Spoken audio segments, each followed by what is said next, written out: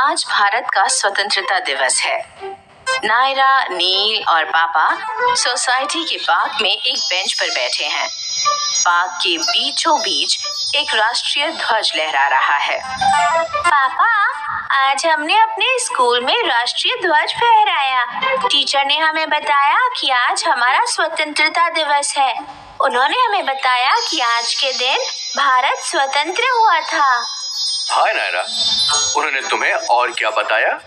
हम स्वतंत्र हो पाए क्योंकि मुझे याद नहीं आ रहा कि उन्होंने और क्या कहा था। पापा, मुझे याद है, क्या मैं बताऊं? क्यों नहीं नील, प्लीज हमें बताओ। टीचर ने हमें बताया कि भारत ब्रिटिश शासन से 15 अगस्त 1947 को स्वतंत्र हुआ था। हम इसी दिन की खुशी में आज के दिन को सेलिब्रेट करते हैं। पापा, अंग्रेज भारत पर शासन क्यों कर रहे थे? नील, नायरा, बहुत साल पहले जब पूरा भारत कुछ छोटे छोटे राज्यों में बटा हुआ था, अंग्रेज हमारे देश में व्यापारी की तरह आए थे। व्यापारी वो होते हैं जो कोई सामान को बड़ी मात्रा में खरीदते और बेचते हैं। धीरे धीरे वो बहुत ही ताकतवर होते चले गए और हमारे देश पर शासन करने लगे। ओह पापा, टीचर ने एक प्रदर्शनी के बारे में भी बताया था जो आज हमारे स्कूल असेंबली हॉल में होने वाली है। उन्होंने कहा कि हमें वहाँ भारत के बारे में और भी बहुत सारे तथ्य सीखने को मिलेंगे। क्या हम वहाँ चल सकते हैं?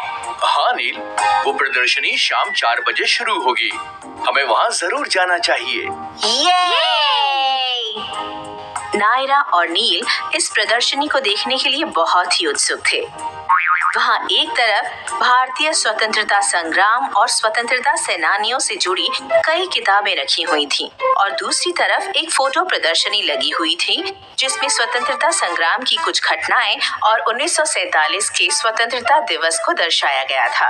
वहाँ एक मंच भी बना हुआ था जहाँ एक औरत स्वतंत्रता दिवस के बारे में कुछ बता रही थी। 15 अगस्त 1947 को अंग्रेजों ने भारत को सत्ता का हस्तांतरण किया। उसके बाद भारत के ऊपर अंग्रेजी हुकूमत का अंत हो गया। पापा, सत्ता भारत को सौंप दी गई का क्या मतलब है? नील, नायरा, सत्ता का हस्तांतरण का मतलब जब हम अपनी सत्ता किसी और को चलाने के लिए देते हैं। अंग्रेजों द्वारा सत्ता के इस हस्तांतरण के बाद भारत एक स्वतंत्र देश बन गया। जिस दिन अंग्रेजों की हुकूमत समाप्त हुई, उस दिन को हम भारत की स्वतंत्रता दिवस के रूप में मनाते हैं। ओह!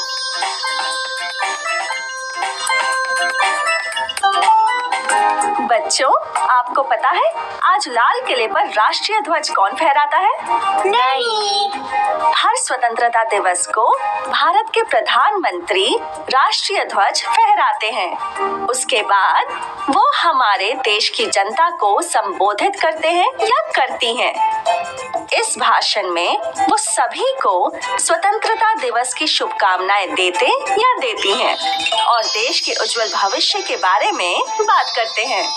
ओह हाँ, ये तो मैंने आज सुबह टीवी पर देखा था। हाँ बच्चों, क्या आप दोनों जानते हैं राष्ट्रीय ध्वज कैसा दिखता है? हाँ, ये बहुत अच्छा दिखता है और इसमें 3 रंग होते हैं। मैं जानती हूँ, इसे तिरंगा झंडे के रूप में भी जाना जाता है। हाँ, इसके बिल्कुल ऊपर नारंगी रंग, बीच में सफेद और नीचे हरा रंग होता है। इसके बीच में गाढ़े नीले रंग का अशोक चक्र भी होता है। इसे हम भारत के प्रमुख राष्ट्रीय प्रतीकों में से एक के रूप में जानते हैं और हम सबको हमेशा इसका सम्मान करना चाहिए। बहुत अच्छे, मुझे बहुत खुशी हुई कि आप लोग स्वतंत्रता दिवस के बारे में बहुत कुछ जानते हैं। अब दर्शकों के साथ जाकर बैठ जाइए। मैं आपको बताऊंगी जब भारत 15 अगस्त 1947 को आजाद हुआ था, उस वक्त क्या हुआ था। अंग्रेजों ने भारत पर अपना शासन समाप्त किया। पंडित जवाहरलाल नेहरू स्वतंत्र भारत के पहले प्रधानमंत्री बने। उन्होंने 14 अगस्त और 15 अगस्त 1947 के बीच की रात को अपना ऐतिहासिक भाषण दिया था, जिसे ट्रिस्ट विद डेस्टिनी के नाम से भी जाना जाता है। इसीलिए कई लोग भारत के स्वतंत्रता को आधी रात की स्वतंत्रता भी कहते हैं। ओह, तब से हम लोग आज के दिन को स्वतंत्रता दिवस के रूप में मनाते हैं। आज का दिन उन सभी लोगों को सम्मान देने का है जिन्होंने हमें स्वतंत्रता दिलाई थी और जिन्होंने हमेशा हमारे दुश्मनों से हमारी रक्षा की। चलिए हम सब आज ये वादा करते हैं कि हम लोग हमेशा भारत का सम्मान करेंगे और सबके साथ अच्छे बने रहेंगे। जय हिंद। जय हिंद। नील, नायरा और पापा अब फोटो प्रदर्शनी देखने लगते हैं। वो आकर उस फोटो के सामने खड़े हो जाते हैं जिसमें पंडित जवाहरलाल नेहरू मशहूर स्वतंत्रता भाषण दे रहे हैं।